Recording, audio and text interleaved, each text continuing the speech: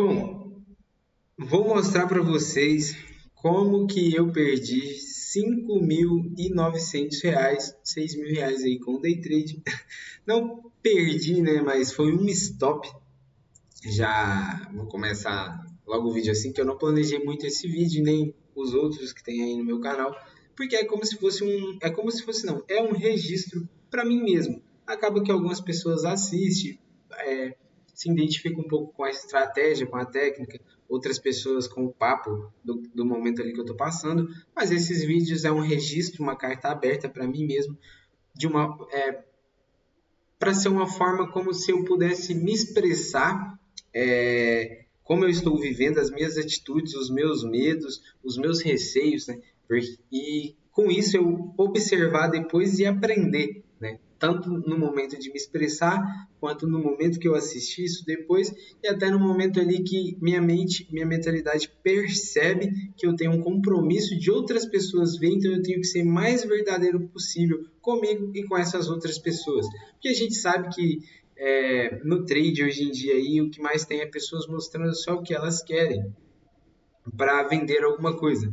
Isso não quer dizer que eu não tenha interesse de vender alguma coisa futuramente, mas minha intenção aqui com esses vídeos, tanto que não tem nenhuma produção, nada, estou no meu dia a dia aqui normal, na minha casa, no interior, também não, enfim. Então, estou aqui para fazer um vídeo registro, né? E eu vou registrar aqui qual foi o meu stop de segunda-feira, né? Hoje é terça-feira. Eu percebi que eu acabo dando mais prazer para registrar os trades da vitória, né? Obviamente, o motivo é claro, né? Porque é uma vitória, isso, querendo ou não, por mais que o trade de alta performance busca a neutralidade, a gente sente uma emoçãozinha, né? Ainda, pelo menos eu sinto, porque eu sei que isso aqui está mudando a minha realidade. Beleza, vamos colocar aqui direto para vocês entenderem o contexto. Eu iniciei minha semana na segunda-feira, eu iniciei minha sessão às 8 horas, né? Às 8 horas não, às 9 horas da manhã e vou até o meio-dia. Quando eu iniciei a minha sessão, eu percebi que o Nasdaq ele estava over bullish, né? Ele estava simplesmente os times frames alinhados e ele expandindo, que por si é possível a gente continuar seguindo esse movimento, considerando que cada candle de 4 horas aqui pode ter vários zigue-zague de 5 minutos, né? E o nosso operacional é de continuação. Mas a ideia, né, do operacional principal é a gente pegar em regiões da breaker, né, esses movimentos de 5 minutos para que a gente possa ter um risco de retorno maior a longo prazo. Ok. E aí, né, dentro do operacional também tem os trades contra a tendência, mas são em casos muito específicos. E em que casos são esses? Quando o trade viola as extremidades de 4 horas. Ó. O preço, né? O trade não. Por que, que eu ainda considero um pouco dos trades de contra-tendência? Violou a raia aqui e caiu. Né? Aqui não teve trade de contra-tendência. Por quê? Eles são mais difíceis de acertar, né? Porque você está contra a tendência principal, mas você pegando esses candles de 4 horas aqui, ó, você acaba tendo um deslocamento, né? Às vezes, mais rápido, porque o preço derrete, né? Igual aqui, ó. Aqui, esse movimento de 4 horas aqui, as pessoas acabam sendo difícil de identificar, porque elas ficam presas nesse zigue-zague aqui, ó. Mas quando ele desenvolve, esse pequeno desenvolvimento aqui, nos 5 minutos já dá para sair com um lucro interessante. A questão do trade contra tendência, é você saber o momento, né? Ali e entrar e sair o mais rápido possível. Né? Mas o foco não é tanto no trade de contra-tendência, é a favor da tendência, que é sempre melhor. A questão é, por que eu estou falando isso? Porque essa semana, por si só, eu já entrei com aquele viezinho de um trade de contra-tendência, né? Que eu falei, pô, esse trade está esticando, qualquer movimentozinho corretivo que eu pegar aqui, eu posso já garantir um farelo, né? Esse é o pensamento que estava na minha cabeça segunda. E Depois, né, quando o preço alinhar aqui, chegar nas regiões da break, eu observo algo a favor da tendência. E isso acaba que é vicioso, né? Quando você alimenta uma expectativa, a gente tem que controlar, porque deixa eu só olhar o price action atual, porque ainda tá na.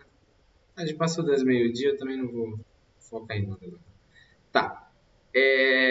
Porque é um pouco vicioso, né, essa ideia de olhar contra a tendência, porque você cria a ideia que o preço está sempre esticado, né? Vamos dizer assim, andou muito para um lado e que você quer ser o primeiro, né? A identificar a reversão do preço para que você pegue um movimento ao contrário ali muito grande, né? Ou pelo menos pareça que foi muito grande. Então isso é um vício que eu estou me desprendendo, mas eu ainda tenho um pouco. E ontem, segunda-feira, eu tive esse vício, né? Eu perdi um pouco para esse vício. Tomei um stop perdendo para esse vício. Que era o quê? Eu estava com essa estrutura aqui, muito clara, de 5 minutos. Aqui era a nossa região onde o movimento bearish, de fato, né, ele sweepou. Então, se fosse para continuar bearish, ele ia buscar as lures. E aí ele frustrou esse movimento. Então, aqui era uma região muito importante e interessante, né? E aí, às 10h30, a gente sabe que o mercado dá uma badalada, por isso voltou aqui bem às 10h30 mesmo ali, interagiu nessa região. E aí, aqui eu tinha a seguinte ideia, né? Só continuar a tendência, mesmo sabendo que o preço não estava na região da break, né? Porque a gente estava aqui nessas regiões, e para meio que para pensar no trade, né? Eu fui querendo coisas assim, mas é do operacional, né? Nada impede que dá para continuar aqui, tá? Só tem um pouco menos de assertividade, mas é totalmente possível. A questão é a decisão, né? Se a gente decidir ali que é válido e coletar dados disso, faz todo sentido. A questão é que quando você abrange muito, né? Abrange não, mas você flexibiliza muito o seu plano, você acaba tendo uma margem muito grande para erros. E isso te dificulta corrigi-los, né? E ter uma base ali de um ponto de equilíbrio onde você consegue performar, ganhar mais do que perder e sair lucrativo. Mas você também não pode ser rígido o suficiente, porque você fica esperando a oportunidade boa, fica esperando, sempre com um porém ali, com uma querendo ver um cenário perfeito, querendo ver uma configuração perfeita, né? Isso não vai acontecer, porque o mercado é um cenário imperfeito. Então você tem que achar um plano que é o equilíbrio, né? Onde você consegue ser flexível ali com as regras, no sentido de entender que o mercado não é perfeito, então você vai ter que encaixar aquela estratégia dentro do cenário atual, dentro do tempo ali que você está analisando o gráfico, né? Esperar algo acontecer e você vai precisar de paciência, porque muitas vezes você não vai ver nada acontecendo e aí sua mentalidade vai querer aquela adrenalina ali, seja do preço rolando, e vai ficar vendo coisas onde não tem, né? Então é muito equilíbrio. O que eu vi aqui, né? Eu vi como se o Nova York abriu aqui, né, e ficou um pouco consolidado, e aí às 10h30 ele varreu as lowers e ia desenvolver um movimento contra a tendência pelo fato de estar bem estendido em 4 horas, né? Mas isso foi um pouco uma análise enviesada da minha parte, porque se a gente for observar, eu já havia marcado essas regiões aqui, e aí, né, passando para o tempo gráfico de confirmação ali, assim que ele interagisse nessa região, era onde a gente via todo o realinhamento. E aí, se a gente for ver, ó, ele teve, deixa eu apagar o trade aqui, ele teve o realinhamento bullish. E a ideia era pegar o trade mais ou menos por aqui, com stop aqui, e puxar os alvos lá para cima. Só que a estrutura ficar um pouco. A estrutura estava clara, mas acabou que ficou tão claro que eu, sei lá, chapei ao contrário, né? Tanto que eu falei assim, bom, o preço varreu aqui, e aí ele falhou as lowers aqui, eu quero ver ele segurar na supply, né? E aí quando o preço interagiu, que eu falei, e deixou esse candle, eu falei, bom, segurou. Mas ele nem havia configurado, né? Se a gente for observar, tecnicamente isso aqui não está configurado. Isso aqui não é a mesma coisa que isso aqui, né? Isso aqui ele interagiu na região da breaker, varreu liquidez, e aí o preço fez o movimento bullish, aí aqui foi onde ele falhou em dar continuidade bearish e começou a violar estruturas, né? Ele de fato rompeu a estrutura aqui, mas ele começou a violar a estrutura, dando mais uma certa oportunidade aqui, né? Talvez até aqui. Tá. Só que eu acabei vendendo, foi um viés da minha parte mesmo. Bobiei, tomei. E então acabou que ficou de aprendizado. Teve umas outras oportunidades de seguir o fluxo. Aí no dia, até meio-dia aqui, teve umas oportunidades. Fiquei um pouco enviesado, então eu não dei muita moral para isso, ó, mas se for ver, teve várias chances de entrar no preço aqui em um minuto. Ó, segunda-feira, se a gente for ver, né, onde eu tomei o stop aqui, o preço foi respeitando, faria sentido o preço a gente entrar aqui com o stop aqui, faria sentido a gente entrar aqui com o stop aqui, ó, e faria sentido a gente entrar aqui,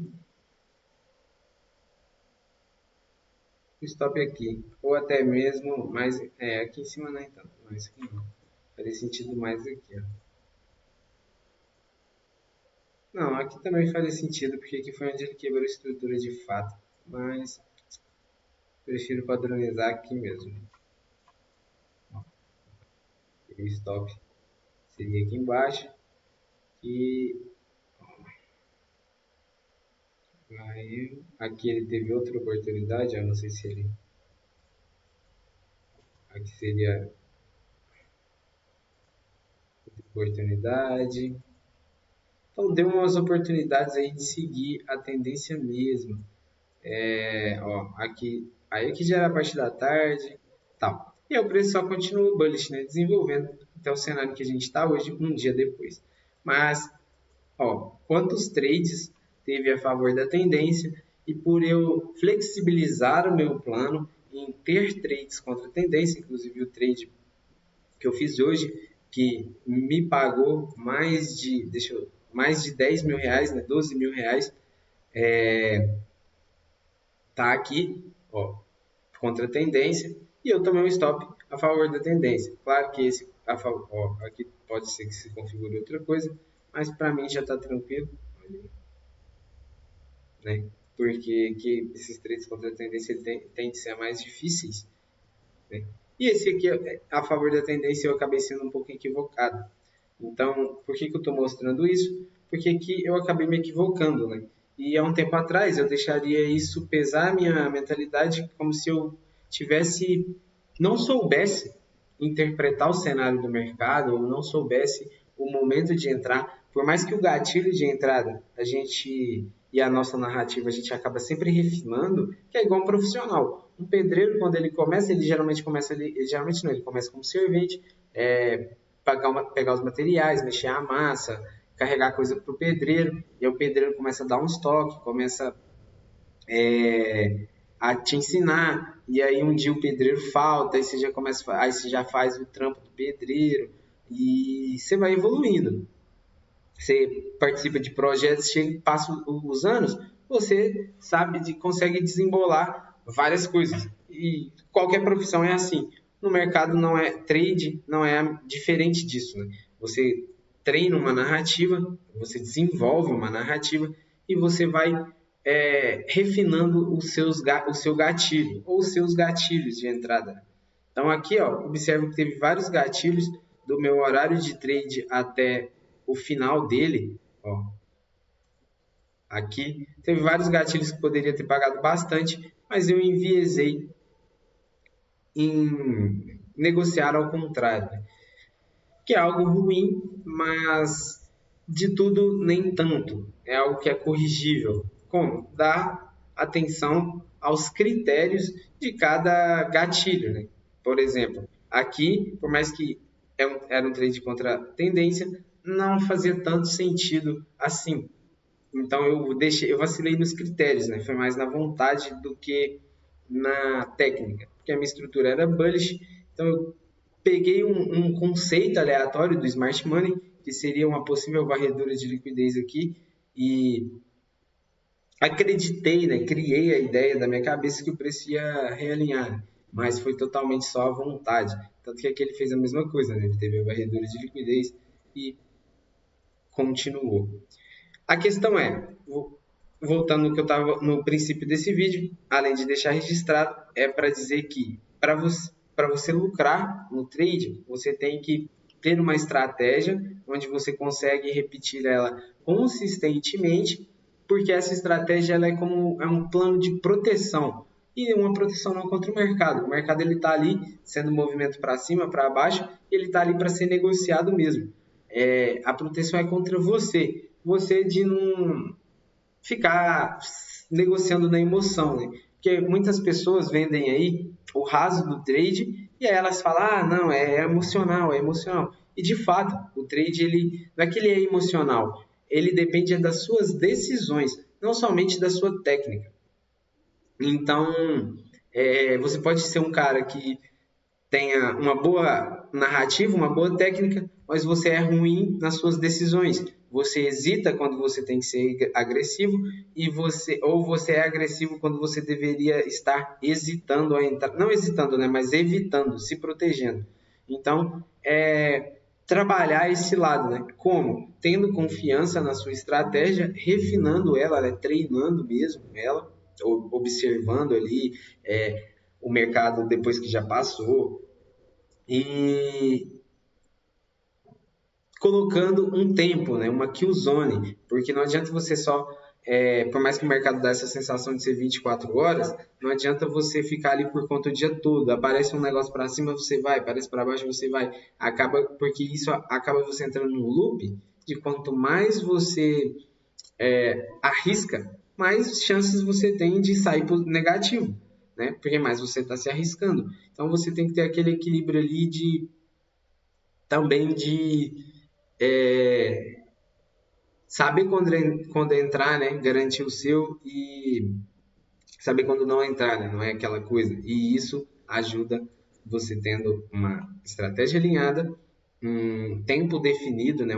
Muitas pessoas chamam de kill zone, mas não precisa ser necessariamente essas kill zones. Eu acho mais fácil, porque é onde dá o início do movimento, vamos dizer assim, o movimento base, né? Que a galera fala do Smart Money, que é sweep de liquidez, né? O preço vem, varre, desenho bonitinho aqui. O preço vem, sei lá, tá desenvolvendo aqui, aí o preço vai, uma liquidez, rompe, e aí aqui, né, dentro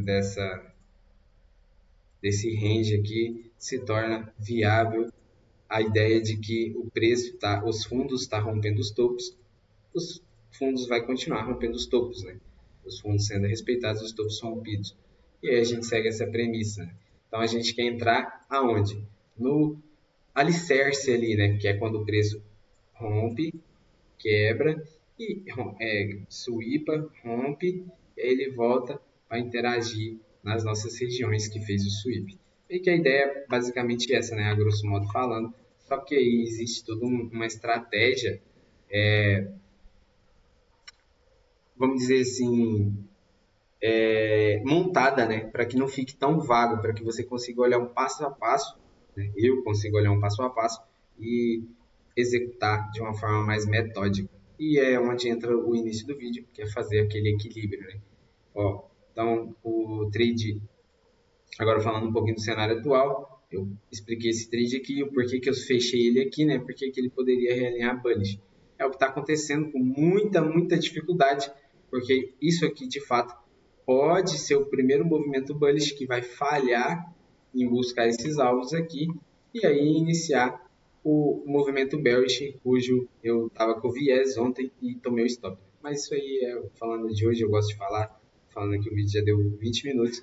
E é isso. Espero que vocês gostem. Futuramente vai ter um ambiente onde vai ter aulas explicando o que eu faço, a minha visão, e também vários insights ao vivo ali do que eu estou fazendo, né? Que igual que é só um vídeo registro, mas vocês veem que eu gosto de falar, sempre tem um insight, sempre tem um conceito técnico, mas lá vai estar tudo, vamos dizer assim, configuradinho, né? Sequencial, de uma forma que eu possa protocolar, né, como uma empresa, as minhas negociações e também deixando um registro para mim e para as pessoas que sonham em viver de trade, né?